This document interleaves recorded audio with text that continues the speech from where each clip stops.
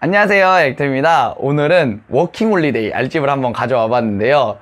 워킹홀리데이가 가능한 영어권 나라가 어디가 있는지, 거기서 얼마나 체류를 할 수 있는지, 지원 자격은 어떻게 되는지 이런 것들을 여러분들께 풀어드려 보고자 알집을 가져오게 되었습니다. 그럼 거두절미하고 바로 이 알집 한번 풀어보도록 하겠습니다. 여러분 이거 깜빡할 뻔했는데요. 각 국가별로 구체적인 신청 방법이 있잖아요. 이거는 제가 영상 밑에다가 링크 달아놨으니까 이 링크 확인해 주시면 감사하겠습니다. 달려보자. 첫 번째 풀어볼 알집은 바로 뉴질랜드인데요. 제가 뉴질랜드를 첫 번째로 가져온 이유가 요새 워킹홀리데이로 각광을 엄청 많이 받고 있더라고요. 그래서 뉴질랜드를 첫 번째 알집으로 가져오게 되었습니다. 이 뉴질랜드는 1년 동안 체류가 가능하신데 1년이 지나고 나서 3개월 연장이 가능하세요. 근데 여기에 전제 조건이 붙습니다. 저희의 노동과 맞바꾸겠다는 뉴질랜드의 그런 심산이 껴있는 전제 조건이죠. 그 전제 조건은 뭐냐면요, 원예 산업이나 포도 재배업 이쪽에 있어야만 3개월을 연장시켜준다고 합니다. 이 나쁜 놈들. 달려보자. 이런 뉴질랜드 워킹홀리데이 프로그램은 3년 동안 신청기간이 변하지 않았는데요. 최근 3년 동안 5월 16일로 신청기간이 픽스되어 있습니다. 물론 2020년에는 바뀔 수도 있겠지만 크게 변하지는 않겠다라는 것을 추측해 볼 수가 있습니다. 뉴질랜드 같은 경우는 신청기간이 매우 중요한 이유가 매년 4,000명을 추첨을 통해서 뽑는 게 아니라 딱 5월 16일 그렇게 정해지면 그 기간에 그 날짜에 4,000명을 선착순으로 뽑습니다. 그래서 뉴질랜드 같은 경우는 모집 일정을 알고 계시는 게 매우 중요해요. 그럼 요 뉴질랜드 워킹홀리데이 프로그램에는 누가 지원할 수 있냐면요, 만 18세에서 30세까지 부양가족을 동반하지 않는 대한민국 국민이면 모두 다 지원할 수 있습니다. 근데 추가적으로 확인하셔야 될 부분들이 있는데, 첫 번째로 확인하셔야 될 부분은 출국 예정일을 기준으로 여권의 유효기간이 3개월 이상 남으셔야 되고요. 두 번째는 가장 중요한 비용 문제입니다. 초기 자본이 어느 정도 있어야 뉴질랜드 워킹홀리데이에 지원하실 수 있는지 한번 알려드리도록 하겠습니다. 가장 기본적으로 재정 상태를 증명할 수 있는 최소 생활비가 정해져 있는데요. 뉴질랜드의 경우 뉴질랜드 달러로 4,200달러, 하나로 하면 약 330만 원 정도가 있고요.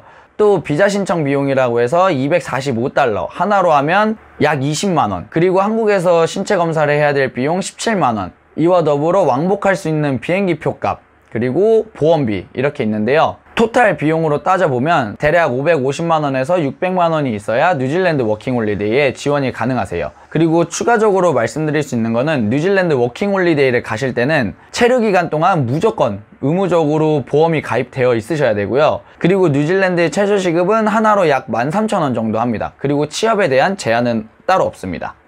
두 번째로 풀어볼 알집은 호주인데요. 제일 유명하죠. 한국에서 가장 많은 분들이 워킹홀리데이 가는 나라입니다. 호주 같은 경우는 1년 365일 상시 지원이 가능해가지고 많은 분들이 애용하고 있는 워킹홀리데이 국가 중에 하나인데요. 호주에서는 기본적으로 1년 체류가 가능하시고요. 2번의 연장이 가능하신데 여기도 전제 조건이 붙습니다. 뉴질랜드랑 이웃나라여가지고 약간 비슷한 성향을 띠는 것 같습니다.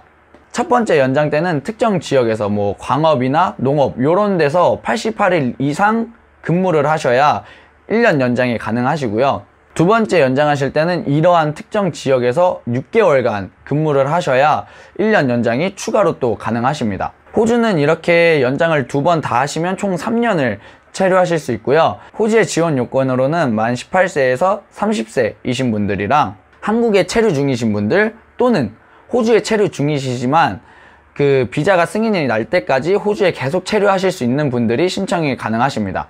그리고 호주도 초기 자본금이 필요한데요. 호주 같은 경우는 최소 생활비 호주 달러로 15,000달러, 하나로 하면 약 410만원, 그리고 비자 신청 비용 485달러, 하나로 하면 약 40만원, 그리고 신체 검사 비용 17만원, 비행기표, 보험비, 이 금액들을 다 더해보면 대략적으로 호주 같은 경우는 600에서 650만원이 필요하다고 보시면 됩니다. 호주 같은 경우는 보험이 필수는 아니지만 의료비가 너무 비싸다 보니까 보험 가입하고 가시는 거를 권장드리고 있습니다. 그리고 호주의 최저시급은 약 15,000원이지만 한 고용주 밑에서 6개월 이상 일할 수 없다는 제한사항이 있다는 것을 꼭 유의해 주시기 바랍니다. 네, 그럼 세 번째 아일랜드인데요. 일단 아일랜드의 경쟁률은 진짜 어마어마하게 높습니다. 무려 8대 1입니다. 평균적인 경쟁률이 8대 1이라고 합니다. 와, 진짜 너무 센데요.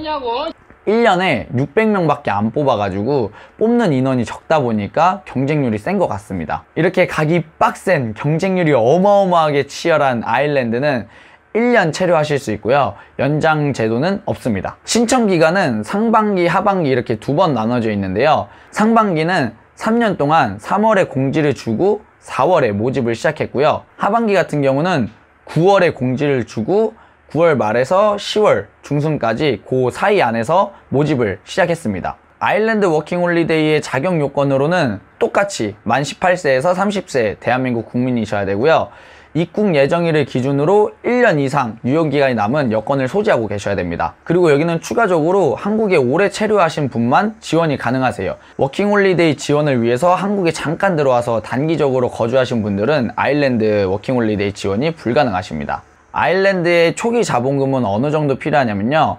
최소 생활비 1,500유로, 하나로 하면 200만원, 그리고 비자 신청 비용 300유로, 하나로 하면 약 40만원, 그리고 신체 검사 비용 똑같이 17만원이 드는데, 여기는 추가로 워킹홀리데이를 신청하는데 신청 비용 84,000원을 또 받습니다.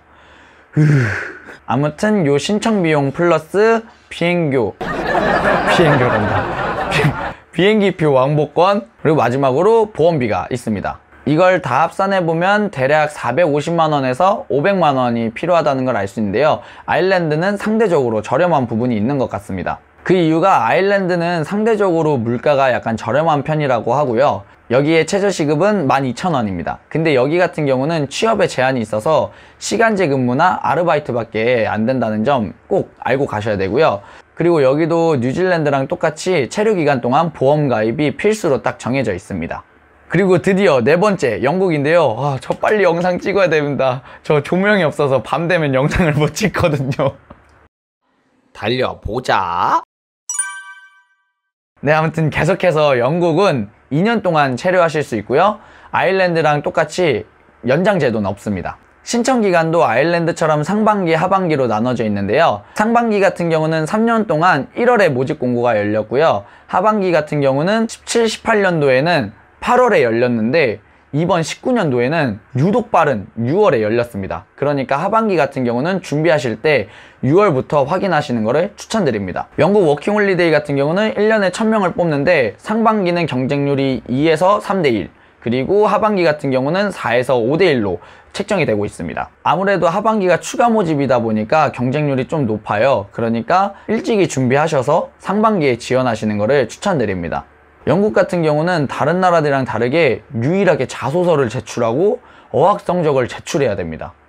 어학 성적 같은 경우는 대표적으로 토익 600점 이상 이 성적을 제출하셔야 되고 자기소개서를 써서 제출하셔야 되는데, 요런 영국 워킹홀리데이에 지원을 하시려면 똑같이 만 18세에서 30세 딱 그 사이에 있으셔야 되고요. 예상 체류 기간만큼 유효기간이 남은 여권 또한 소지하고 계셔야 됩니다. 영국의 필수 초기 자본금은 최소 생활비 1890파운드 이상, 하나로 하면 약 280만원 이상 있으셔야 되고요. 비자 신청 비용 244파운드, 하나로 하면 약 35만원. 그리고 똑같이 신체 검사 비용 17만원이 있는데 영국은 추가적으로 보건부담금이 또 붙어요. 근데 이게 비용이 좀 빡세요. 이게 얼마냐면요, 600파운드, 하나로 하면 약 90만원입니다. 요것만 아니었어도 좀 영국은 싸게 갈 수 있을 것 같은데 이게 좀 돈이 많이 들어갑니다. 아까워요. 그리고 마지막으로 비행기 왕복값, 보험비 이렇게 있고요. 전부 합산해보면 영국은 대략 600만원 정도가 필요하고요. 영국 같은 경우는 보험을 필수적으로 가입하진 않아도 되지만 그래도 외국이다 보니까 안전하게 보험을 가입하고 나가시는 걸 추천드리고 있고요. 영국의 워킹홀리데이는 취업 제한은 없지만 물가가 좀 많이 비싸다고 해요. 여기에 최저시급은 하나로 약 12,000원입니다. 달려보자. 드디어 대망의 캐나다인데요. 캐나다는 진짜 많은 분들이 가고 싶어하는 워킹홀리데이 국가죠. 여긴 복지도 좋고 다인종 국가라서 차별도 안 심하고 시급도 괜찮고 물가도 비싸긴 하지만 못 살 정도는 아니라고 하더라고요. 그래서 인기가 많은 나라인데 이 나라는 1년 체류 가능하시고요. 연장은 불가능하십니다. 신청 기간은 매번 달라가지고 보통 10월부터 확인을 해주시는 게 좀 더 유리하실 거예요. 근데 원체 캐나다 워킹홀리데이 같은 경우는 운이 작용을 많이 하다 보니까 신청을 늦게 하셨다 하더라도 신청을 일찍 하신 분보다 비자를 일찍 받을 확률이 있어요. 꽤 그런 사례들이 많아가지고 여기 같은 경우는 신청 기간을 그렇게 정확하게 지킬 필요는 없지만 아무래도 일찍 지원하는 게 확률이 좀 더 높아지지 않을까 하는 게 평론입니다. 캐나다도 똑같이 만 18세에서 30세까지 지원 가능하시고요. 입국 예정일을 기준으로 유효기간이 1년 이상 남은 여권을 소지하고 계셔야 됩니다. 캐나다의 초기 자본금은 최소 생활비 캐나다 달러로 2,500달러, 하나로 하면 약 230만원, 비자 신청 비용 250달러, 하나로 약 22만원, 그리고 똑같이 신체 검사 비용 17만원이 있는데 여기는 또 이상하게 생체 인식 정보 등록이라고 해가지고 85달러를 추가로 받아요. 하나로 하면 약 8만원 정도 되는 돈인데 요거 추가로 받는다는 점 유의해 주시기 바라고요. 그리고 똑같이 비행기 왕복권 그리고 보험비 해서 450에서 500만원이 필요하다고 볼 수 있습니다. 그리고 마지막으로 캐나다 같은 경우는 체류 기간 동안 보험 가입이 필수이고요. 취업 제한은 없고 최저임금은 12,000원입니다.